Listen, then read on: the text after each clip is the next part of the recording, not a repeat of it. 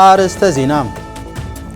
የጌዲዮ ብሔር ዘመን መለወጫ ዳራሮ በዓል በዲላ ከተማ አስተዳደር በተለያዩ ኩነቶች ተከበረ።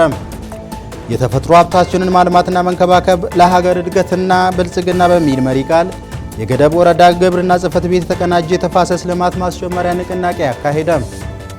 የብሔራዊ ፋይዳ መታወቂያ ተደራሽነት ለሴቶችና ሕፃናት በስፋት መድረስ እንዳለበት ተገለጸ።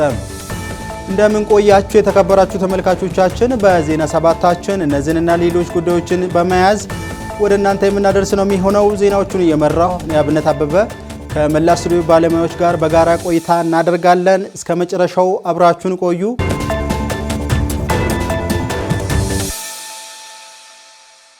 የጌዲዮ ብሔር ዘመን መለወጫ የዳራሮ በዓል በዲላ ከተማ አስተዳደር በተለያዩ ኩነቶች ተከበረ። የዘንድሮ የጌዲዮ ብሔር ዘመን መለወጫ ዳራሮ በዓል ዳራሮ ለባህልና ለቱሪዝም ልማት በሚል መሪ ቃል እየተከበረ ያለ ሲሆን በደቡብ ኢትዮጵያ ክልል በዲላ ከተማ አስተዳደር ሀሮሬሳ ሶንጎ በድምቀት ተከብሯል። ባልደረባችን ይስሐቅ ደሳለኝ ያዘጋጀውን ዘገባ ብሌን ተገኔ እንደሚከተለው ታቀርበዋለች። የጌዲዮ ብሔር ዘመን መለወጫ ዳራሮ ለባህልና ለቱሪዝም ልማት በሚል መርህ ቃል በዞኑ ሁሉም መዋቅሮች በድምቀት እየተከበረ ይገኛል። የጌዲዮ ዞን ዋና አስተዳደር ዶክተር ዝናቡ ወልዴ በበዓሉ ተገኝተው ባስተላለፉት መልእክት የዳራሮን በዓል ስናከብር ባህላዊ እሴቱን ከማጎልበት ባለፈ የኢኮኖሚ ምንጭ ለማድረግ መሆኑንም ተናግረዋል። ይህንን ዳራሮ ወይም የጌዲዮ ብሔር ዘመን መለወጫን ስናከብር ዋና ዓላማችንም ባህል ብቻ ሳይሆን ቱሪዝሙንም የበለጠ እንዲያድግና ዳራሮ ከባህላዊነት አልፎ ወደ ቱሪዝም ተሸጋግሮ ኢኮኖሚ መሆን የሚችልበትን ሂደት ለመፍጠር ሰፊ ስራዎችን እየሰራን ነው ያለነው። ስለዚህ ይሄ በጌዲዮ ውስጥ ያለው አንድነት ከዳራሮ ያገኘናቸው ትሩፋቶች ለሁሉም ህዝቦች፣ ለሁሉም ብሔር ብሔረሰቦች ለአንድነት ሀገራችን ኢትዮጵያ እየገነባች ያለችውን የጋራ ትርክት የምንገነባበት በመሆኑ ይሄ የዳራሮ በዓል ስናከብር እጅግ በጣም በልዩ ሁኔታ የሁሉም ብሔር ብሔረሰቦች እና ህዝቦች በዓል መሆኑን ሁሉም እንዲገነዘብና በዓሉን በዛ ልክ እንዲረዳ ለማድረግ ነው ማለት ነው።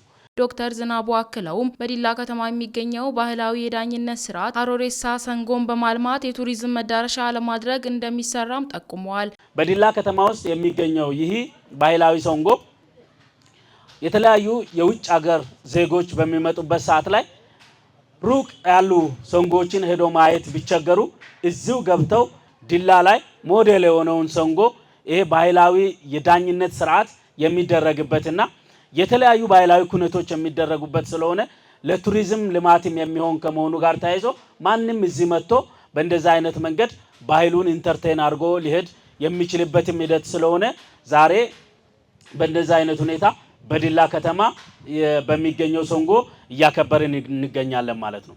የዲላ ከተማ ከንቲባ ዶክተር መስፍን ደምሴ እንደገለጹት የዳራሮ በዓል የጌዲዮን ህዝብ ከአሮጌው ዓመት ወደ አዲሱ ዓመት የሚሸጋገርበት በዓል መሆኑን አንስተው የአብሮነትንም እሴት እንደሚያጎለብትም ተናግረዋል።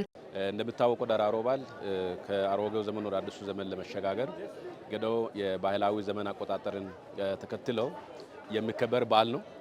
ይሄ በዓል የ2017 የነበረውን ዓመትን ፈጣሪ በሰላም ጠብቆ ለዘሩትም ዘሪውን በትክክል ወደ ፍሬ ቀይረው ሰላምን ጠብቆ እንዲሁም ደግሞ ህዝቡ በወቅቱ የገባውን ቃል ኪዳን የሰላምን፣ የደህንነትን፣ አብሮ የመልማትን፣ አብሮ የማደግን እና ሌሎችንም ሴራ አብሮ ተማምኖ ያለፈውን ያንን ደግሞ በሰላም አከናውኖ የተሸጋገረበት ስለሆነ ወደ አዲሱ ዓመት በሚመጣበት ጊዜ አብሮ የሚያከብረው በዓል ነው። በዓሉ በዞኑ ሁሉም አካባቢዎች ሲከበር ቆይቶ ጥር 30 በዲላ ሁለገብ ስቴዲየም በርካታ ታዳሚዎች በተገኙበት ለማክበር የተለያዩ ቅድመ ዝግጅት እየተደረገ መሆኑን ያነሱት ከንቲባው ሁሉም በበዓሉ ተገኝቶ እንዲያከብር ጥሪም አቅርበዋል። ይሄ በዓል በየቦታ ተከብሮ ነገር ግን የሚጠቃለለው ሁሉም ኢትዮጵያውያን በተገኙበትና የተጋባዥ እንግዶች ከሀገር ውጭም ከሀገር ውስጥም የሚከበረው በዲላ ከተማ አስተዳደር ነው።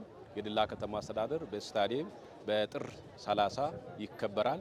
እጅግ በጣም በደመቀ መልክና ሁሉንም ባሳተፈ የተለያዩ የሀገራችን ብሔር ብሔረሰቦችን ወክለው የሚመጡት የክብር እንግዶች በተገኘበት የሚከበር በዓል ስለሆነ ሁላችሁም እንድትገኙ በዚህ አጋጣሚ ጥሪ ማስተላለፍ እወዳለሁ።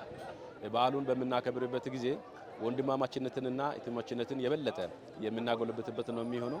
እንደምታወቀው ብልጽግናና የመደመር መንግስት እንደ ሀገር ካለውና እየሰራ ካለው ትልቅ ኃላፊነት የብሔራዊ አንድነቷን የጠበቀች ጠንካራ ኢትዮጵያ ለመገንባት ነው። የብሔራዊ አንድነትን ደግሞ የምንመሰርተው የወንድማማችነትና እህትማማችነትን እርስ በርስ በአንድነታችንን በማጠናከር ነው። በበዓሉ የታደሙ ተሳታፊዎች እንደገለጹት የደራሮ በዓል ከወትሮ በተለየ መልኩ በከተማ አስተዳደሩ መከበሩን ተናግረው በቀጣይ በዓል በዲላ ሁለገብ ስቴዲየም ተከብሮ እስኪጠናቀቅ ድረስ ሁሉም የበኩሉ ሊወጣ ይገባልም ብለዋል። በዓሉ እንግዲህ በዚህ በጌዴኦ ዞን በዲላ ከተማ በሀሮረሳ ቀበሌ ሀሮረሳ ሶንጎ ላይ ዛሬ የተከበረ ሁሉቃ በዓል በጣም ደማቅና ምቹ ሆኖ በደንብ አይተናል። በዚህ ልክ እንግዲህ ህዝቦችም በዚህ ታድመዋል እና አባጋዳውና የአባጋዳ ጠቅላላ መሳዎች በዚህ በተገኙበት የተከበረ በዓል ማህበረሰቡ ሁሉ በዚህ በጣም ደስ እንዳለ የተሰማኝ ሁኔታዎችን በደንብ አይቻለሁ። በዓሉ በጣም አሪፍ ነው፣ ደስ ይላል፣ በጣም ያስደስታል። አሪፍ በዓል ነው፣ ደስ ይላል።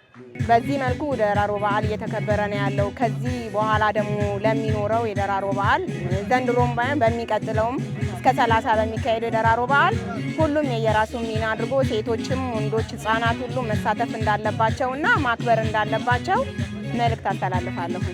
በቀጣይነት ያሉ ትውልዶች በጠቅላላ በዚህ ላይ በመሳተፍና ቀጣይ የማስቀጠሉ ሁኔታ ቀጥሎ በሚያስፈልገው ነገሮች ሁሉ ወደፊት የሚሄድበት ሁኔታዎች እየታየ የሚሄድ ስለሆነ ይሄ በዓለም ላይ ታዋቂ እንዲሆን በጣም ማህበረሰቡም እዚህ ያሉትም ወጣቶችም እየተመኙ ያለበት ሁኔታ ስላለ የሚመለከተውም ሁሉ ከዚህ ከማሳወቅ ስራ ላይ ጠንክሮ መስራት ያለበት ሁኔታ መሆኑን ያሳያል። በዓሉ በሀሮሬሳ ባህል ሰንጎ ላይ አባገዳ ቢፎሚ ዋቆን ጨምሮ ከፍተኛ የመንግስት የስራ ኃላፊዎች እንዲሁም የከተማ ነዋሪዎች በተገኙበት በድምቀት ተከብሮ በአባገዳ ምርቃት ተጠናቋል። በዘንድሮው የተቀናጀ የተፋሰስ ልማት ስራ ከ3268 ሄክታር በላይ መሬት ለማልማት በታቀደው እቅድ መሰረት በሁሉም ቀበሌ በይፋ ስራ ተጀመረ። በቡሌ ወረዳ ጉዞ ወደ ምርታማነት በሚል መሪ ቃል የ2018 ዓ.ም የበልግ ወቅት አዝመራና የተቀናጀ የተፋሰስ ልማት ስራዎች በሁሉም ቀበሌ በይፋ ተጀምሯል። ደፋር ገመደ ያጠናቀረውን ዘገባ ይልማ አበበ እንደሚከተለው ያቀርበዋል። የቡሌ ወረዳ ዋና አስተዳደር አቶ በራቆ በርሶ የዘንድሮ የተቀናጀ የተፋሰስ ልማት ስራ ምርትና ምርታማነትን ለማሳደግ በአፈርና ውሃ ጥበቃ ልዩ ትኩረት በመስጠት ለውጤት መስራት እንደሚገባ ገልጸዋል። በወረዳችን 16 ቀበሌ አለ። 16ቱን ቀበሌ በዚህ መልክ ስራ ከማለዳ ጀምሮ ወደ 2018 የተቀናጀ ተፋሰስ ስራ ተገብቷል። የተቀናጀ ተፋሰስ ስንሰራ የጠረጴዛማ እርከን፣ ፋናጁ፣ ቦይ መቀልበሻ፣ ሌሎች በርካታ ስራዎችን ነው የምናከናውነው። የተቀናጀ የተፋሰስ ስራ የአየር ንብረት ለመጠበቅና የአፈር ለምነትን ከማሳደግ ረገድ ትልቅ ሚና እንዳለው ያስረዱት አስተዳዳሪው በተለያዩ ምክንያት የተጎዳውን መሬት በመንከባከብና መልሶ በማልማት ለምርታማነት መስራት ይጠበቅብናል ሲሉም አክለዋል። እንደ ወረዳችን ወደ 3812 ሄክታር የአፈር አስዳማ መሬት ሆናሉ። እዚህ አካባቢ ያለንበትም ኮቾሬ ቀበሌም ከዚህ ቀጥሎ ያለው ጉባቶ ላልቻ የሚባሉ ቀበሌዎች አፈር አስዳማነት እጅግ በጣም ከፍተኛ ስለሆነ የዚህ የተቀናጀ ተፋሰስ ስራ ደግሞ የዚህ የአስዳማነትን አፈር እንዲቀንስ የአፈርና የውሃ ጥበቃ ስራዎች በጣም ወሳኝ ናቸው። ከዛ ባለፈ ደግሞ ምርትን ለማሳደግ ኖራ በማከም ምርትን አሳድጎ የምግብ ዋስትናውን ህብረተሰቡ እንዲያረጋግጥ የማድረግ ስራ አብሮ ተያይዞ የሚሄዱ ጉዳዮች ስለሆነ ይሄን አጠናክረን እንሄድበታለን የሚለው ነገር ለማንሳት ነው። የወረዳው የግብርና ጽሕፈት ቤት ኃላፊ አቶ አበበ ሽፈራው በበኩላቸው ዘንድሮ የተቀናጀ የተፋሰስ ልማት ስራ በ15 ንዑስ ተፋሰስ ከ3268 ሄክታር መሬት በላይ በማልማት የተለያዩ የአፈርና ውሃ ጥበቃ ስራዎች በልዩ ትኩረት እንደሚሰራ ገልጸዋል። በዚህም ምርትና ምርታማነትን ለማሳደግ የተቀናጀ የተፋሰስ ልማት የማይተካ ሚና እንዳለው የገለጹት ኃላፊው የዘንድሮው የተቀናጀ የተፋሰስ ልማት ስራ በሁሉም ቀበሌ እንደየአካባቢው የአየር ሁኔታ የሰብል ምርት፣ የቡና እንዲሁም የእንሰት ሰብልን በማሻሻል ውጤታማ ለማድረግ ከወዲሁ በቂ ዝግጅት መደረጉን አስታውቀዋል። ይህ ስንል እንግዲህ ቡና አካባቢ ላይ ትሬንች እንሰራለን፣ ማክሮቤዝን እንሰራለን።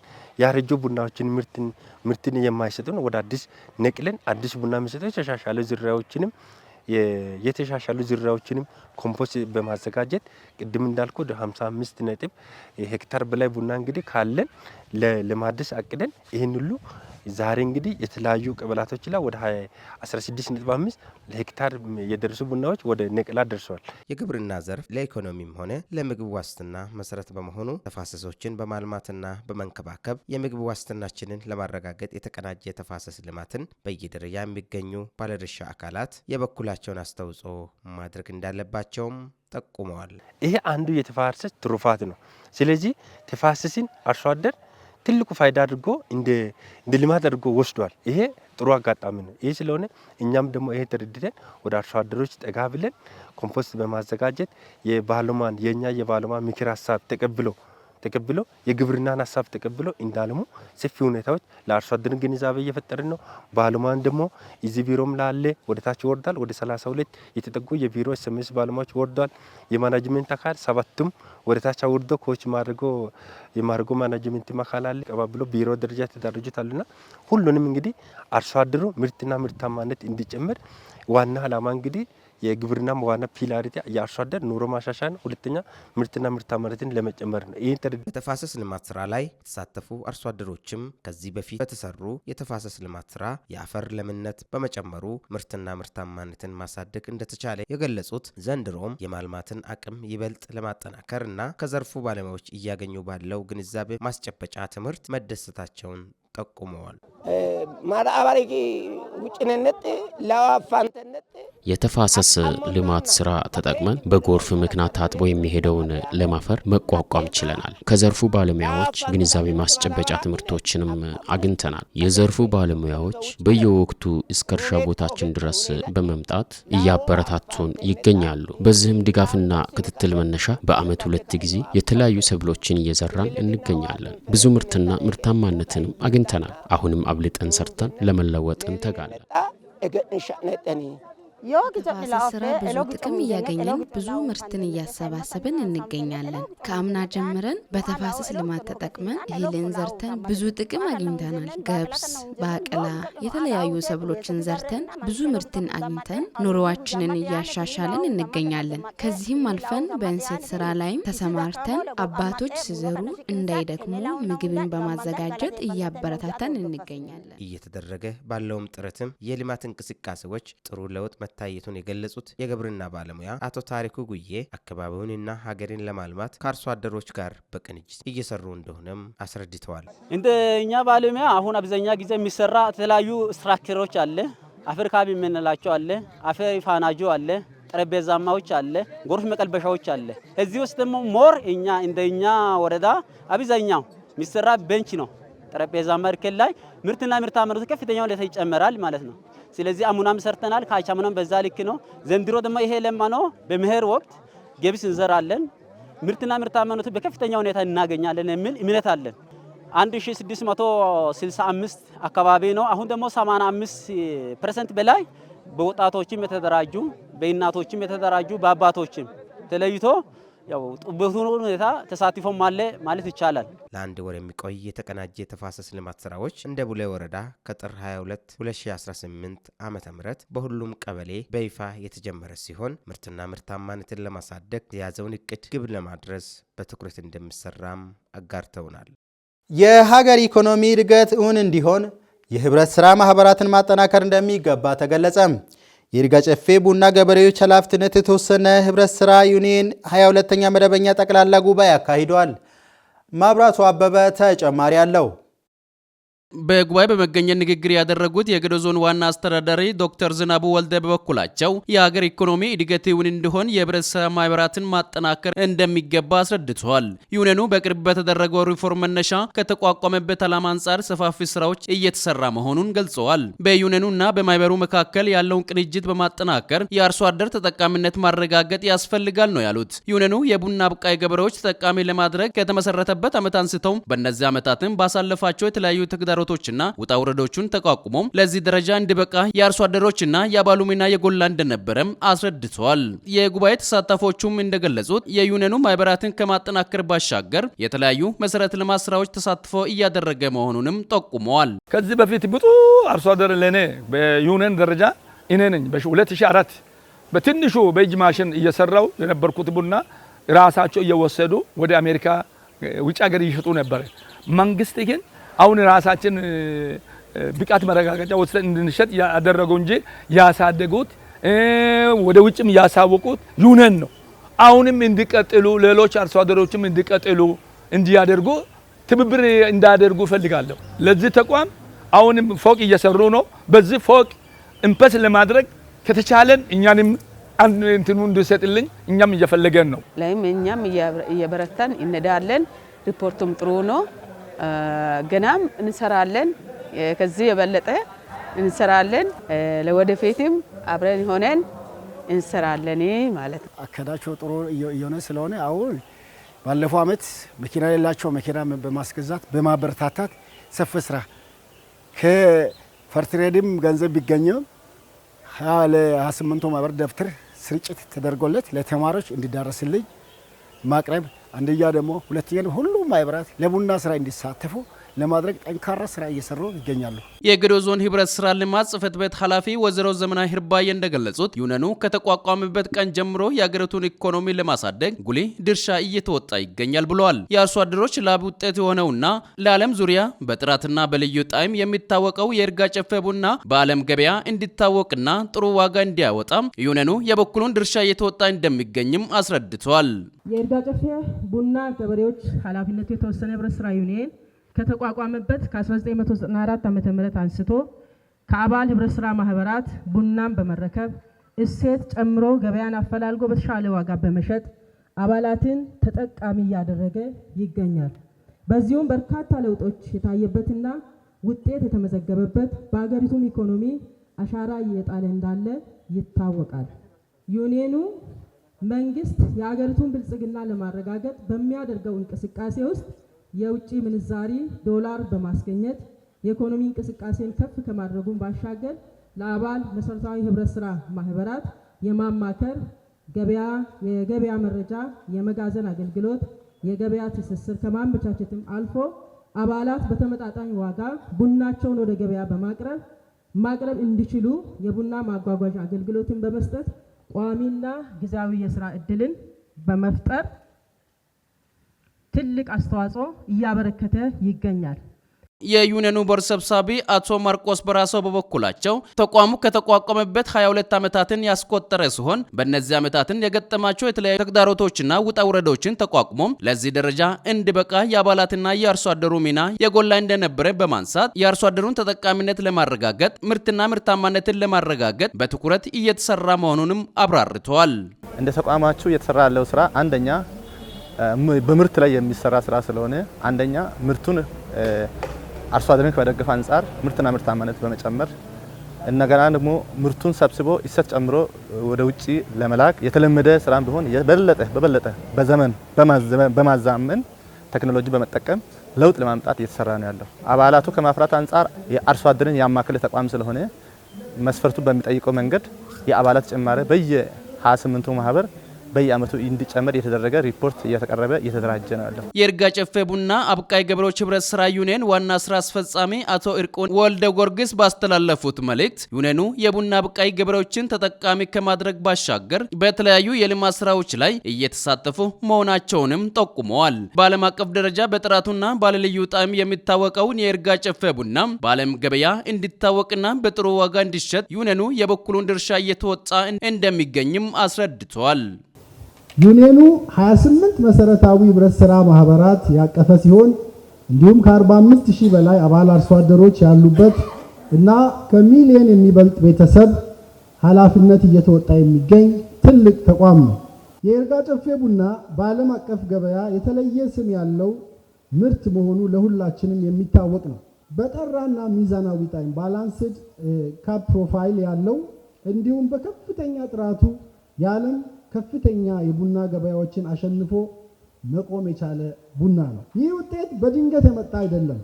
የብዙ ዓመታት ድካም፣ የትዕግስት ጉዞና የባለድርሻ አካላት የተቀናጀ ፍሬ ውጤት እንጂ። የይርጋ ጨፌ ዩኒየን ቡናን ሽጦ ብቻ የተገደበ ተቋም ሳይሆን የአባላትን የኑሮ ሁኔታ ለማሻሻል፣ የገቢ ምንጮችን ለማስፋፋት፣ የትምህርት፣ የጤና አገልግሎቶችን ለመደገፍ እንዲሁም የአካባቢ ጥበቃና የቀጣይነት ግብርናን ለማበረታታት በትኩረት እየሰራ ይገኛል።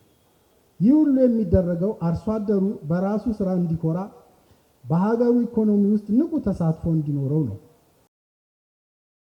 ዓመታዊ የማህበረሰብ አቀፍ የጤና መድህን አገልግሎት ክፍያ መፈጸም ለማይችሉ 200 ለሚሆኑ የማህበረሰብ ክፍሎች ድጋፍ ተደረገላቸው። የጌዴኦ ልማት ማህበር በዲላ ከተማ ለሚገኙ 200 ለሚሆኑ የህብረተሰብ ክፍሎች ዓመታዊ የማህበረሰብ አቀፍ የጤና መድህን ክፍያን ፈጽሟል። ይስሐቅ ሳሙኤል ያዘጋጀውን ዘገባ ምህረት አክልሉ እንደሚከተለው ታቀርበዋለች። የጌዴኦ ልማት ማህበር በዲላ ከተማ ለሚገኙ 200 ለሚሆኑ የህብረተሰብ ክፍሎች ዓመታዊ የማህበረሰብ አቀፍ የጤና መድህን ክፍያ ፈጽሟል። ድጋፍ የተደረገላቸው አካላት በአቅም ውስንነት ምክንያት ዓመታዊ የጤና መድህን አገልግሎት ክፍያ መክፈል ባለመቻላቸው መቸገራቸውን በመግለጽ በጌዴኦ ልማት ማህበር በኩል በተደረገላቸው ድጋፍ መደሰታቸውን ገልጸዋል። ድጋፉ ያው በነፃ እንድታከም አድርጎልኛል። እግዚአብሔር ይስጣቸው። ያው ምንም አቅም ስለሌለኝ ደግፎ ለዚህ አብቅቶኛል። ህመም አለብኝ። መታከሚያ ጥቼ ቤት ከየሐኪም ቤቱ እየገዛው ነበር የምጠቀመው። አሁን ስላገኘው በጣም ደስ ብሎኛል። ከዚህ በፊት ባለኝ አቅም በገንዘብ ነበር እየታደሰ የነበረው። ያን ገንዘብ አጥቼ ደግሞ እስካሁን አልታደሰለኝም ነበረ። እንግዲህ ከአቅሜ አንጻር እኔም ሰው ቤት ሰርቼ ነው የሚኖረው እና በአቅሜ አንጻር እስካሁን አልታደሰም ነበር። አሁን ደግሞ ስለታደሰልኝ ያው ሕክምና ማግኘት ይችላል። ልጆችም ሕክምና ማግኘት ይችላሉ። ዛሬ እግዚአብሔር ይመስገንና ይሄን እድል ለማግኘት በጣም ጉጉት ላይ ነበርኩኝ። ዛሬ ደግሞ ስላደረጋችሁ በጌዴኦ ልማት ማህበር በዚህ ስላደረጋችሁ ይሄንን እኔ ጤና መድህን ተጠቃሚ ነበርኩኝ፣ ግን ሐኪም አልነበረኝም።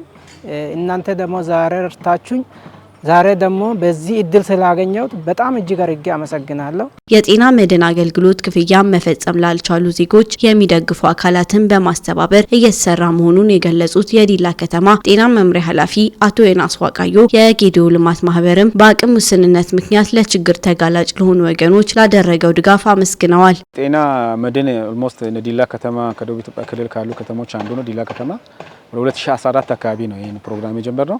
በእነዚህ ፕሮግራሞች ከጀመርን በኋላ አመርቂ የሆኑ ውጤቶች መጥተዋል። ኦልሞስት በአመት ውስጥ ከ20 ሺህ እስከ 30 ሺህ የሚጠጋ ተጠቃሚዎች በጣም እየበዙ የመጡበት ፍላጎቱን በጣም በዛው ልክ እየመጣ ያለበት የጤና መድህን ነው። በየአመቱ እያሳደስን በየአመቱ አዲስ አባል እያፈራን ተጠቃሚዎችን እያደረግን ነው የምንሄደው። ነገር ግን ዘንድሮ ላይ አቅመ ደካሞችና መክፈል የማይችሉ ምንድነው የምናደርገው? የስፖንሰርሺፕ እየፈለግን አባል እንዲያደርጉና በየአመቱ እንደዛ እያደረግን ነው የምንሄደው። በዚህ አንጻር ጌዴኦ ልማት ማህበር ዘንድሮ ላይ በ2018 ላይ ወደ 200 የሚጠጋ የድሃ ምንም አቅም ደካማ ለሆኑትና ምንም አይነት ሕክምና ሊደርስላቸው የሌሉ ሰዎችን አድርጎ ነው። 200 ማለት አባወራ ነው እና እማወራ ነው። በእነሱ ቤት ውስጥ 5ም 6ም ቤተሰብ ሊኖር ይችላል። ለዛ ሁሉ ነው አባል የሆነ ብዙውን የሚጠጋ አድርጓል አመቱን ሙሉ። ይሄ ከፍተኛ ፋይዳ አለውና በዚሁ አጋጣሚ ገልማ ልማት ማህበር ያው ከህዝብ ሀብት እየሰበሰበ ለህዝብ የሚሰራ ትልቅ የሆነ ድርጅት ነው። ለውጥ ላይ ያለ ነው። በጤናው ብቻ ሳይሆን በትምህርትም በግብርና በተለያዩ ዘርፍ ላይ ስራዎችን እየሰራ ያለ ማህበር ነው። በዚሁ አጋጣሚ ደግሞ በከተማ አስተዳደሩም ስም በመምሪያውም ስም እጅግ አድርጌ ከልብ ላመሰግን እወዳለሁ። የጤና መድህን አገልግሎት ተጠቃሚ የሚሆኑ አባላት የትም ሄደው መታከም እንዲችሉ የሕክምና አገልግሎት ሰንሰለት መዘርጋቱን የገለጹት ኃላፊው በአቅም ማጣት ምክንያት ለሞት እንዳይዳረጉ ሁሉም የበኩሉን ድጋፍ እንዲያደርግ አሳስበዋል። ለድሆች የሚሰጥ ለፈጣሪ የሚሰጥ ነው፣ ለእግዚአብሔር የሚሰጥ ነው የሚሆነው። ሁልጊዜ የሚረዱ ሰዎች ይኖራሉ በእጃችን። በዚህ ምድር ላይ ስንኖር የሚረዱ የሚታመሙ ሰዎች እኛም ልንታመም እንችላለን። ግን ከኛ በታች ሕክምና ማግኘት የማይችሉ ቤታቸው ቁጭ ያሉ የወደቁ ሰዎች አሉና እነዛን መድረስ ያስፈልጋል። አሁን መንግስት የሚፈልገው ፓርቲያችንም ሰው ተኮር የሆነ ሰዎችን የማዳን ሰዎችን የመርዳት እሳቤ ይዞ የሚንቀሳቀስ ፓርቲያችን እንደመሆኑ መጠን እኛ ጋር ያሉ ድርጅቶቻችን መንግስታዊና መንግስታዊ ያሉ ድርጅቶችም በዚህ ውስጥ ላይ ያሉ በጣም በከፍተኛ ሁኔታ ችግር ውስጥ ያሉ ስራዎችን በሰፊው ሁኔታ እየሰራን ስለሆነ እናንተም ስፖንሰር እንድትሆኑና ምንም አጋዥ የሌላቸው ምንም ነገር ድሆች ለሆኑት ቤታቸው ቁጭ ብሎ በህመም እየተቀማመቁ ያሉትን አባል በማድረግና አንድ ዙር ብቻ 1310 ብር አለ 1930 ከፍተኛ መካከለኛና ዝቅተኛ የምንላቸው የክፍያ ስርዓት አለን። በዛ ስርዓት ውስጥ ስፖንሰር አድርጋችሁ ለማህበረሰቡና በችግር ውስጥ ላሉ ሰዎች እንድትደርሱ። የጌዲኦ ልማት ማህበር ዋና ስራ አስፈጻሚ ተወካይ አቶ መስፍን ጥላውን በበኩላቸው በዲላ ከተማ የሚገኙ በኢኮኖሚ አቅም ምክንያት የጤና መድን አገልግሎት ክፍያ መክፈል ለማይችሉ የማህበረሰብ ክፍሎች የጌዲኦ ልማት ማህበር የአገልግሎቱን ተጠቃሚ እንዲሆኑ መደገፋቸውን ገልጸው ድጋፍ የሚሹ ወገኖችን መርዳት የሚሰጠው እርካታ ታላቅ እንደመሆኑ መጠን እነዚህ ወገኖች ሲታመሙ በቂ ሕክምና እንዲያገኙ ታስቦ የተደረገ ድጋፍ መሆኑን አስረድተዋል። የዛሬ ድጋፍ እንግዲህ በጤና ዙሪያ የመክፈል አቅም የሌላቸውን የህብረተሰብ ክፍሎችን የማጠመ ድጋፍ ማድረግን በሚያስመለክት የተዘጋጀ ድጋፍ ነው። በእርግጥ ያው እንደ ሀገራችን መንግስትም በዚህ ነገር ላይ ትኩረት ሰጥቶ እየሰራ ያለበት ሂደት አለ። ከዚህ ጋር ተያይዞ ያው ልማት ማህበሩ ይህንን ድጋፍ ለዲላ ከተማ በተለያዩ ቀበሌያት ላሉ የመግዛት አቅም ለሌላቸው የማጠመ ገንዘብ ድጋፍ ለማድረግ የተደረገ ፕሮግራም ነው ማለት ነው። የተፈጥሮ ሀብታችንን ማልማትና መንከባከብ ለሀገር እድገትና ብልጽግና በሚል መሪ ቃል የገደብ ወረዳ ግብርና ጽሕፈት ቤት የተቀናጀ የተፋሰስ ልማት ማስጀመሪያ ንቅናቄን አካሄደም።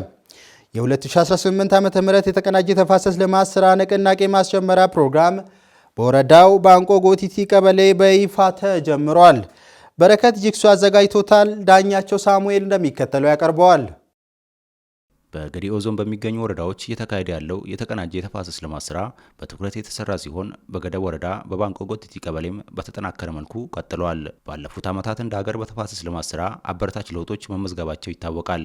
በዚህም የወረዳው ግብርና ጽሕፈት ቤት በሁሉም የስራ መስኮች የተሻለ ምርታማነት እንዲገኝ ሙያዊ ድጋፍ እያደረገ መሆኑን የተናገሩት አርሶ አደሮቹ የተፋሰስ ስራ ዘርፈ ብዙ ጠቀሜታ እንዳለው ገልጸዋል። ያረጀ ቡናውን ነቅለን አዲሱን እንድንተክል በማድረግ ከዛ ደግሞ የጉንደላ ስርዓትም በማካሄድ ያረጀን ቡና ወደ ልጅ ቡና በመቀየር እና ምርጥ ዘሮችን በመትከል የተመረጡ ምርጥ ዘሮችን እንድንተክል የማድረግ ጥቅም ነው አለው። እኔም ደግሞ ያለኝንም እውቀት በአካባቢ ባሉት ኩታ ገጠም የሆኑ ገበሬዎች ላይ ይህንን ትምህርትንም ለመስጠትም ፍላጎት አለኝ። የአፈርን በጎርፍ ተሸራሽሮ እንዳይሄድ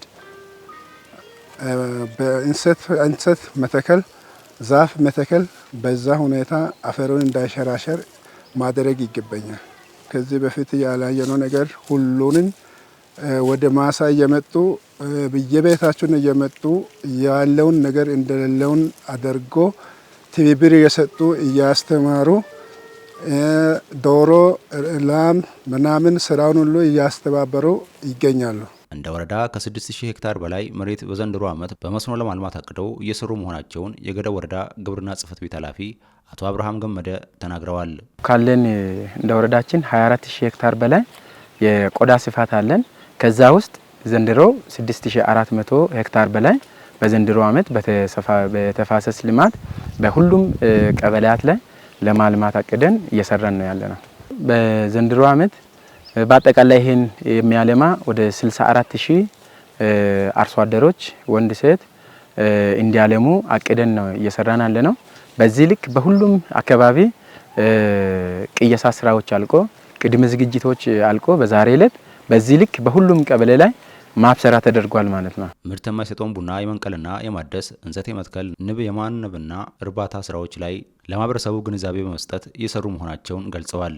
የቡና ተከላ ስራ ላይ የሚሰማሩ አርሶ አደሮች የግብርና ፓኬጆችን በመጠቀም በሳይንሳዊ መንገድ መትከል እንዳለባቸው ኃላፊው መልእክት አስተላልፈዋል።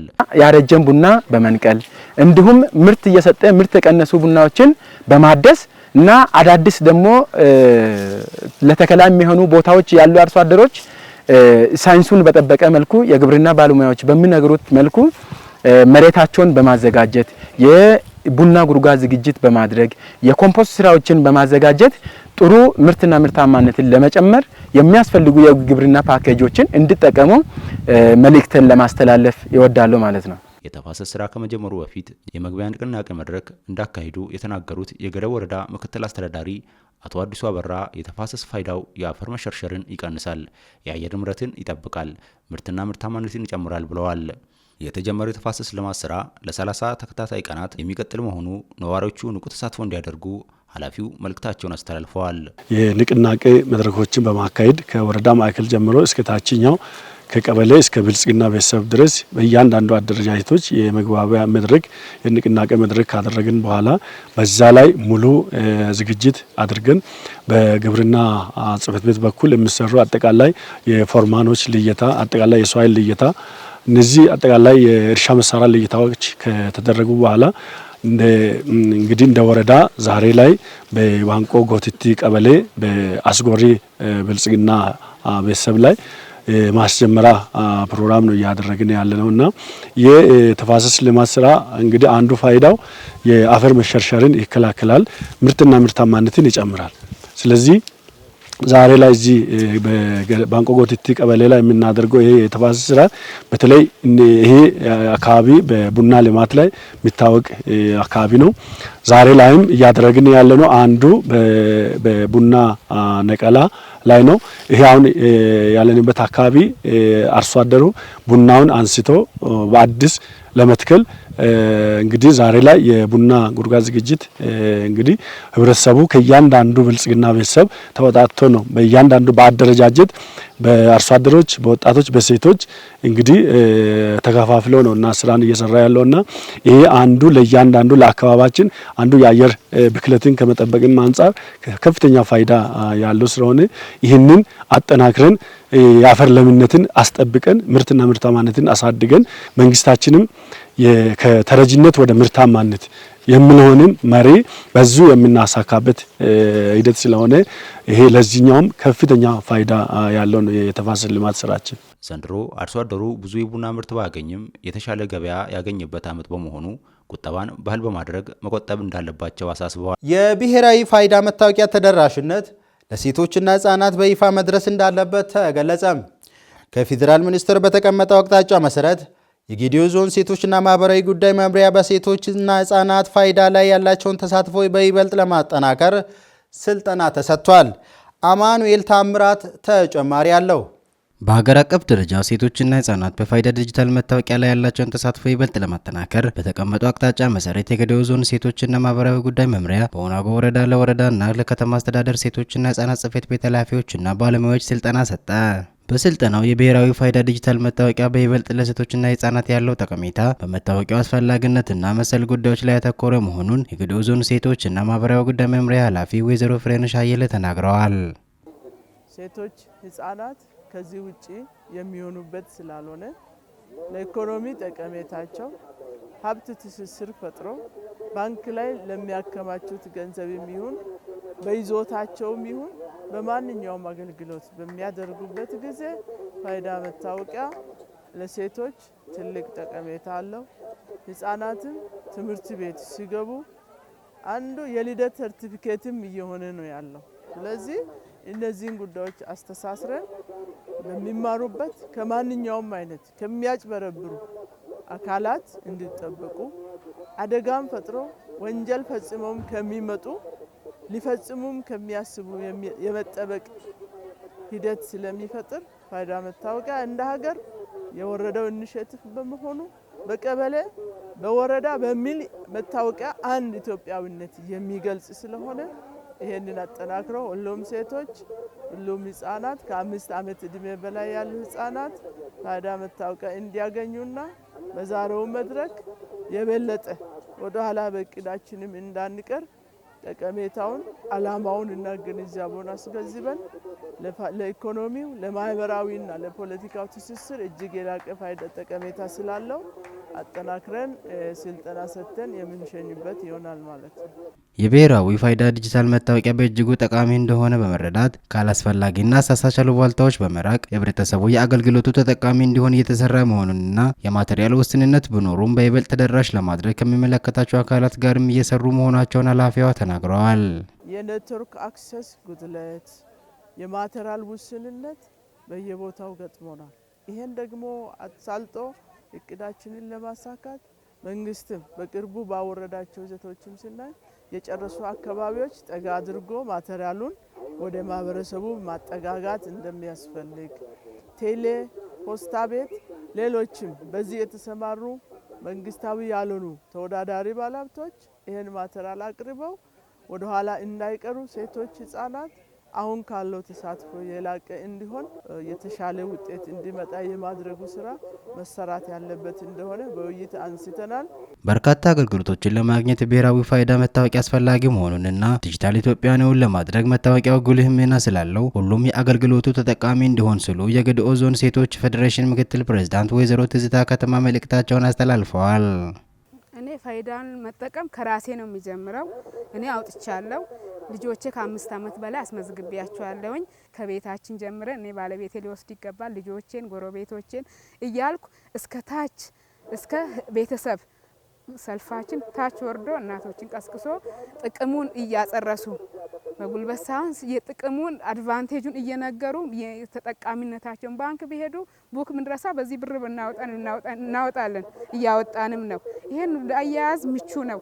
የድሮ መታወቂያ በልብስ ውስጥ ይታጠባል፣ ይበላሻል። ይሄ ብሰብረው ምን ብትል እንዳየህ ወተር ፕሩፍም ነው፣ ችግር የሌለው ነገር መሆኑን በደንብ አጥርሰን ስፔሻሊ ሴቶችና ህጻናት ተመዝግበው ባይወስዱ እንኳን ያን ፊምና ፋሚሊ ብለው ነምበር ይዘው አገልግሎት በፋይዳ እንዲጠቀሙ ከወዲሁ ላሳስብህና ቃል ልገባልህ እፈልጋለሁ። በስልጠናው የበይነ መረብ አጠቃቀምን በተመለከተ እንደ ሀገር ለ23ኛ ጊዜ ብሎም እንደ ዞን ለ2ኛ ጊዜ እንደሚከበር የተናገሩት የገዲኦ ዞን ሴቶችና ህጻናት መብት ማስጠበቅ ዳይሬክተሬት ቡድን መሪ አቶ ዮሐንስ አሰፋ ሴት ህጻናት በበይነ መረብ ከሚመጣ ጾታዊ ጥቃት ራሳቸውን እንዲጠብቁና የቤተሰብም እገዛ መለየት እንደሌለበት የማህበራዊ ሚዲያንም ለጥሩ ነገሮች ብቻ እንዲጠቀሙ ሊያገዛቸው ይገባል ሲሉ ተናግረዋል። በየነ መረብ አጠቃቀም ላይ በተለይ ህጻናት ላይ ከፍተኛ ጥቃቶች ይፈጸማሉ። እነዚህ በየነ መረብ አጠቃቀም ላይ የበየነ መረቡ መልካም ጎንና ጠቃሚ ያልሆኑ ጎኖችን፣ ስጋቶችን በደንብ ባለመገንዘብ ችግር ህጻናት ላይ የተፈጸመ ነው የሚገኘው። ጥሩ ትምህርታዊ የሆነ ነገሮችን ያስተላልፋል። ቤተሰብም እንዲገናኝ ያደርጋል። ጥሩ ነገሮች ከቤተሰቦቻቸው ጋር እንዲገናኙ ያደርጋል። ይሄ ጠቀሜታው ነው፣ የበየነ መረቡ ጠቀሜታ ነው። ነገር ግን የጎንዮሽ ጉዳቶች አሉ።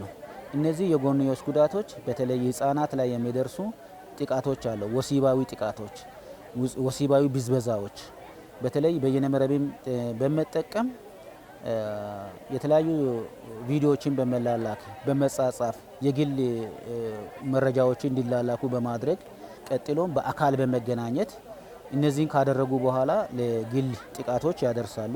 የመጀመሪያ ጥቃት ወሲባዊ ብዝበዛ ነው፣ ለወሲባዊ እንዲጋለጡ።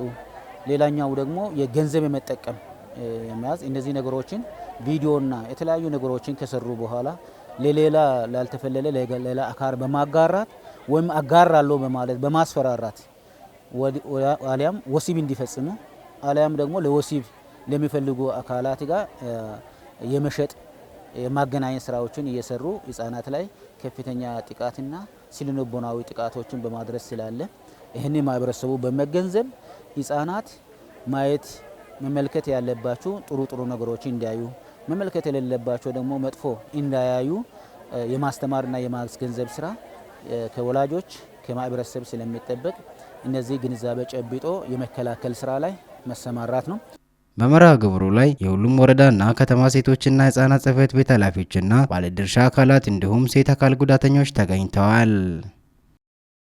ቀይ ባህርና ኢትዮጵያ ተነጣጥለው መኖር አይችሉም ሲሉ ጠቅላይ ሚኒስትር ዶክተር አብይ አህመድ ተናገሩ። በህዝብ ተወካዮች ምክር ቤት 5ኛ ዓመት የሥራ ዘመን 10ኛ መደበኛ ስብሰባ ላይ ጠቅላይ ሚኒስትሩ በተለያዩ ጉዳዮች ማብራሪያ ሰጥተዋል። መስፍን አለሙ ተጨማሪ አለው። ቀይ ባህርን በሚመለከት በተደጋጋሚ አንስቻለሁ። ጠቅላይ ሚኒስትሩ ሲናገሩም የኢትዮጵያን የባህር በር ጥያቄ በዲፕሎማሲያዊና በሰጥቶ መቀበል ለማሳካት እየጣርን ነው፣ ነገር ግን በባሌም ሆነ በቦሌ መሳካቱ አይቀርም ብለዋል። ጠቅላይ ሚኒስትር ዶክተር አብይ አህመድ ለህዝብ ተወካዮች ምክር ቤት አባላት የባህር በርን በሆነ ምክንያት መከልከል ብታስብም በቀጣይ መከልከል አይቻልም በማለት ወደማያስፈልግ ነገር ከመገባቱ በፊት በሰላም በድርድር መጨረስ ተገቢ ነው ብዬ አስባለሁም ሲሉም አሳስበዋል። ኢትዮጵያ የባህር በር አያስፈልጋትም ብሎ የሚያምን ተፈጥሯዊ ህግ የሳተ ይመስለኛል ያሉት ጠቅላይ ሚኒስትሩ በሆነ ጊዜ መድከምና ማርጀት ቢኖርም ቀይ ባህር እና ኤርትራና ኢትዮጵያ ተነጣጥሎ መኖር አይችሉም ሲሉም አሳስበዋል። ከምጽዋ ጫፍ እስከ ሞቃዲሾ 5000 ኪሎ ሜትር ርዝመት እንዳለ የጠቀሱት ጠቅላይ ሚኒስትር ዶክተር አብይ አህመድ ኢትዮጵያ የጠየቀችው 50 ኪሎ ሜትር ብቻ ነው ሲሉም ተናግረዋል። ኢትዮጵያ የባህር በር በጦርነት ሳይሆን ሰጥቶ በመቀበል መሪ ከህዳሴ ግድብ ወይንም ከአየር መንገዱ ድርሻ በመውሰድ በሰላማዊ መንገድ በንግድ ህግ ለማግኘት እንደምትፈልግ በመግለጽ ይህን መቀበል የጊዜ ጉዳይ ካልሆነ በቀር የግድ ይመስለኛል ብለዋልም። ከኢትዮጵያ ወደ ጎረቤት ሀገራት የሚፈሱትን ወንዞች መከልከል እንደማይቻለውና ትክክል እንዳልሆነ ሁሉ እኛም ማጋራት አለብን፣ እነርሱም ማጋራት አለባቸው ብለዋል። እኛ ስጡን ብቻ አላልንም። እኛም ጋር የቀረ ነገራችሁን ውሰዱ፣ ያጠፋነውን ይቅርታ አድርጉ። ግን በቀጣይነት ኢትዮጵያን ከተፈጥሮ ጸጋዋ ማስቀረት ያስቸግራል። የተለያዩ የዓለም ሀገራት ተወካዮችን ሲያነጋግሩ በአንድ አፍ ይገባቸዋል፣ ተገቢ ጥያቄ ነው፣ ግን በጦርነት መሆን የለበትም እንደምሏቸውም ተናግረዋል። ወዳጆቻችን እንወያይ፣ እንምከር፣ ጊዜ ስጡን ብለዋል ያሉት ጠቅላይ ሚኒስትሩ ኢትዮጵያም ጊዜ ወስደው እንዲወያዩ መስማማቷን ተናግረዋል። 130 ሚሊዮን ህዝብ የሁሉ ጎረቤት ዕዳ ነው ያሉት ጠቅላይ ሚኒስትር ዶክተር አብይ አህመድ የባህር በር የማይኖራት ከሆነ ኢትዮጵያ ያሰበችውን ብልጽግና ማሳካት አትችልም ሲሉም ተናግረዋል። በዲፕሎማሲ ረገድ መልካም ጅማሬዎች መኖራቸውን ጠቅሰው ጊዜያቸውን ጠብቀው ፍሬ እንደሚያፈሩ በመግለጽ የባህር በር የማግኘት ጉዳይ በባለም ሆነ በቦሌ አይቀርም ብለዋል። እነዚህ ጉዳዮች በጊዜው ፍሬ ያፈራሉ የሚል እምነት አለኝ። ለዚያ በትዕግስት በጥበብ በማስተዋል ኪሳራ ግድያ በቀነሰ ባላስከተለ መንገድ በሰላማዊ መንገድ ለመፍታት ይሞከራል። በባሌም ሆነ በቦሌ እንደተባለው ግን አይቀርም ማለት ነው።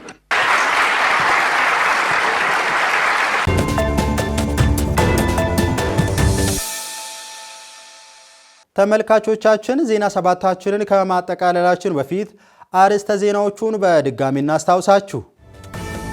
የጌዲዮ ብሔር ዘመን መለወጫ የደራሮ በዓል በዲላ ከተማ አስተዳደር በተለያዩ ኩነቶች ተከበረ። የተፈጥሮ ሀብታችንን ማልማትና መንከባከብ ለሀገር እድገትና ብልጽግና በሚል መሪ ቃል የገደብ ወረዳ ግብርና ጽሕፈት ቤት የተቀናጀ የተፋሰስ ልማት ማስጀመሪያ ንቅናቄ አካሄደ። የብሔራዊ ፋይዳ መታወቂያ ተደራሽነት ለሴቶችና ሕፃናት በስፋት መድረስ እንዳለበት ተገለጸ። የተከበራችሁ ተመልካቾቻችን እነዚህንና ሌሎች ጉዳዮችን አካተን ወደ እናንተ ያደረስንበት ዜና ሰባታችን ይህንን ይመስል ነበር። ዜናዎቹን እየመራሁ እኔ አብነት አበበ ከመላ ስቱዲዮ ባለሙያዎች ጋር በጋራ በመሆን ነበር። ከቀሪ ጊዲዮ ቴሌቪዥን ፕሮግራሞች ጋር መልካም ጊዜ እንዲሆን ተመኘን። ጤና ይስጥልን።